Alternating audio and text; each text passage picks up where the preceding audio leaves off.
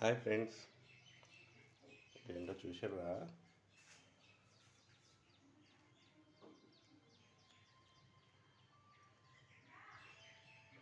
కాసే కనబడుతుంది, ఆయిల్ కనబడుతుంది. లోపల ఏంటా అని చూస్తున్నారా? ఏం లేదు ఫ్రెండ్స్, ఇదిగోండి చెక్క పొగడీలు అంటారు. చెక్క పొగడీలు కాదండి, వడలు. ఇదేంటి వడలు ఇట్లా వేస్తున్నాడు అనుకుంటున్నారా?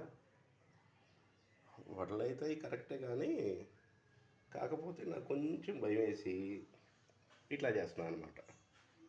చూడండి ఒకసారి ఎట్లా వస్తాయో.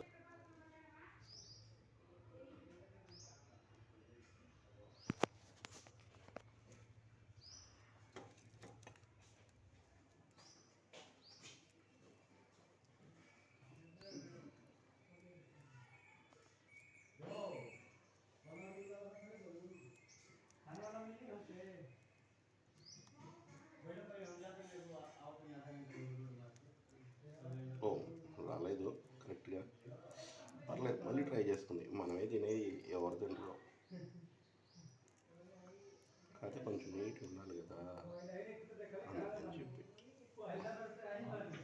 ఓ, ఇంకెన్ని అవుతాయి? మహా అయితే 1-2 ఎక్కువ కావండి, అయిపోవచ్చున్నాయి. త్వరగా వేసేసి హైలో పెట్టేసుకుందాం.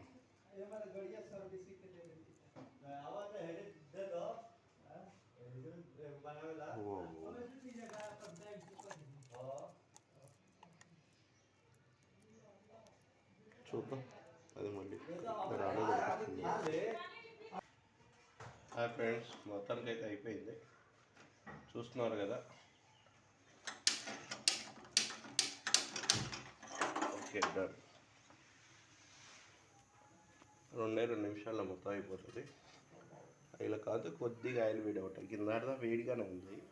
మా ఆవిడ ఇప్పుడు దాకా చేసి వెళ్ళింది. వాటినన్నింటినీ మంచిగా బాక్స్లో పెట్టుకుని ఎత్తుకెళ్ళిపోయింది.